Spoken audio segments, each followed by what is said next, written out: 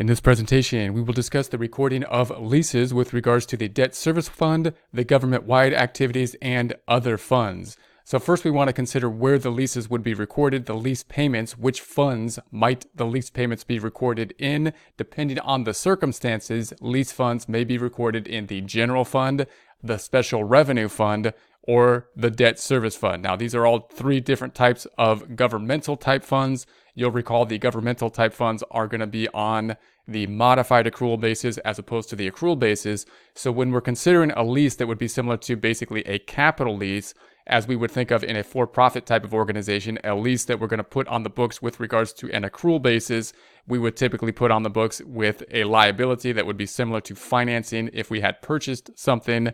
And then we would put on the books the asset of what we had purchased, as opposed to just recording the expense related to the lease as we pay off the lease in an operating lease. In this case, if we're talking about the funds, we're not going to be recording the lease obligation because it's going to be a long-term payable. We're not going to be recording any kind of large asset that we purchased with a capital lease because it's going to be a long-term asset. And within the modified accrual, which is used in the governmental funds, including the general fund, special revenue fund, debt service fund, we don't only have the current assets, current liabilities. So when we think about the capital type of lease, we're going to record it in the government-wide level as we would think of in an accrual basis, putting on the books the liability related to the lease with regards to the asset with relation to what we have purchased. When we think about the funds, we're not going to have that information on the books, but could record the lease payments in the fund that will be applicable. This will make more sense, of course, when we go through example problems related to the recording of leases.